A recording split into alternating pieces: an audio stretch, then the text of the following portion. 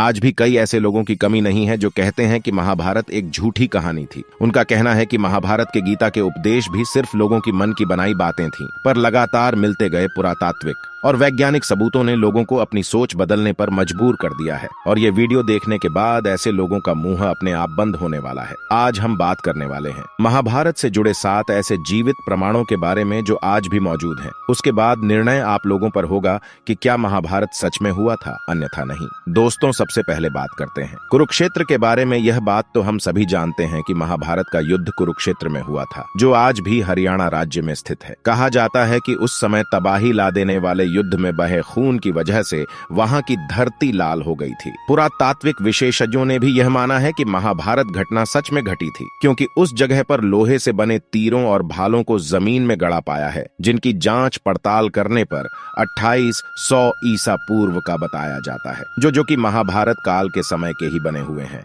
यदि आप भी कुरुक्षेत्र गए होंगे तो आपको भी यह बात पता होगी। दूसरे प्रमाण की बात करते हैं और वह है आजकल के न्यूक्लियर रेपन। महाभारत में आपने ब्रह्मास्त्र नाम के भयानक अस्त्र के बारे में सुना होगा। यह अस्त्र धर्म और सत्य को बनाए रखने के लिए ब्रह्मा द्वारा बनाया गया एक बहुत ही विनाशकारी परमाणु हथियार था। माना जाता है कि यह अचूक और भयंकर अस्त्र होता था, जिसे केवल दूसरा ब्रह्मास्त्र ही रोक सकता था, और जो इसको छोड़ता है वहीं इसको वापस लेने की क्षमता भी रखता है। रामायण में जब लक्ष्मण ने मेघनाथ पर ब्रह्मास्त्र से प्रहार करना चाहा तो भगवान श्री राम ने लक्ष्मण को यह कहकर रोक दिया कि अभी इसका उपयोग करना सही नहीं, क्योंकि इससे सारी लंका तबाह हो जाएगी और बेकसूरों की जान जाएगी। इस प्रकार यह अस्त्र रामायण और महाभारत के काल में किसी गिने चुने योद्धाओं के पास ही होता था, यानी कि यह अस्त्र ऐसे थे जो पूरी दुनिया को तबाह रखने की ताकत रखते थे। अब आप सोच रहे होंगे कि आखिर मैं आपको यहाँ क्यों बता रहा हूँ, तो बता ही देता हूँ। क्योंकि आधुनिक काल में जे रॉबर्ट ओपेनहाइमर ने गीता और महाभारत का बहुत गहरा अध्ययन किया। कहा जाता है कि अमेरिका ने इसी वैज्ञानिक रॉबर्ट ओपेनहाइमर को परमाणु बम बनाने का काम दिया था। उन्होंने महाभारत काल के ब्रह्मास्त्र अस्त्र की संहारक क्षमता पर शोध किया और अपने मिशन का नाम दिया था ट्रिनिटी। फिर रॉबर्ट ओपेनहाइमर के नेतृत्व में अमेरिकन साइंटिस्ट की एक टीम ने इस प्रोजेक्ट पर काम करना शुरू किया। 16 जुलाई 1945 को इसका पहला परीक्षण किया गया और धमाके का परिणाम कुछ वैसा ही था जैसा पौराणिक ग्रंथों में ब्रह्मास्त्र के बारे में बताया गया था। इससे सारे परमाणु वैज्ञानिक इस बात को मानते हैं कि वास्तव में ब्रह्मास्त्र, जिसको आज हम परमाणु बम कहते हैं, उसका प्रयोग महाभारत में किया गया था।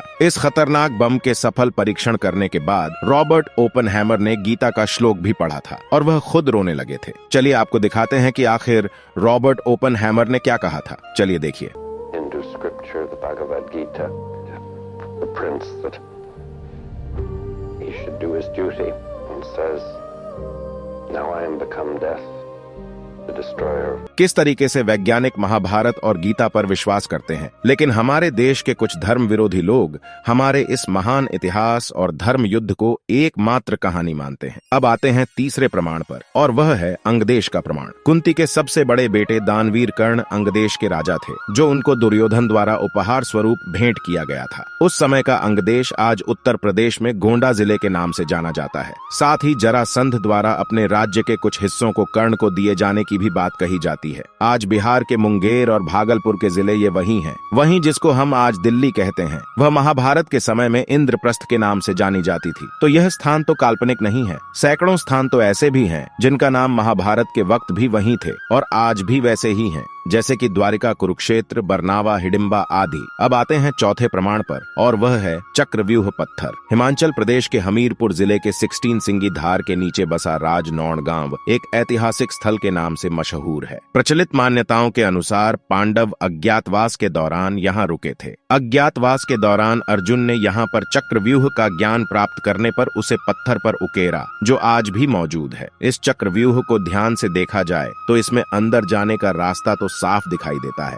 लेकिन बाहर जाने का रास्ता पता नहीं चलता। अब बात करते हैं, और वह है लाक्षागृह। महाभारत में लाक्षागृह की महत्वपूर्ण भूमिका मानी जाती है, जिसमें पांडवों को जिंदा जलाने की साजिश रची गई थी, लेकिन सुरंग के माध्यम से पांडवों ने निकलकर अपनी जान बचाई थी। यहाँ वारणावत यानी कि वर्तमान बरनावा नामक स्थान में बनाया गया था और इसके प्रमाण आज भी मौजूद है। अब बात करते हैं छठे प्रमाण के बारे में, और वह है श्रीमद् भागवत गीता। जिन्होंने श्रीमद् भगवत गीता पढ़ी होगी उन्हें अच्छी तरह यह पता होगा कि उसमें अधिकांश लोग सिर्फ 2-2 लाइन में लिखे गए, और अगर आप किसी भी एक श्लोक को पढ़े समझे तो यह लोग बहुत कम शब्दों में और बहुत अधिक बात कह देते हैं, मानो गागर में सागर, और जितनी गहरी बातें उसमें लिखी गई हैं, यह बातें किसी सामान्य मनुष्य द्वारा बिल्कुल नहीं बताई जा सकती। आज मानव सभ्यता बहुत विकसित हो चुकी हो, लेकिन आज भी गीता में वह ज्ञान है जो अकल्पनीय और अद्वितीय है, जिसे एक सामान्य व्यक्ति का दिमाग सोच भी नहीं सकता। इसे कोई महान पुरुष या स्वयं भगवान ही बता सकते हैं, और यह इस बात का सबूत है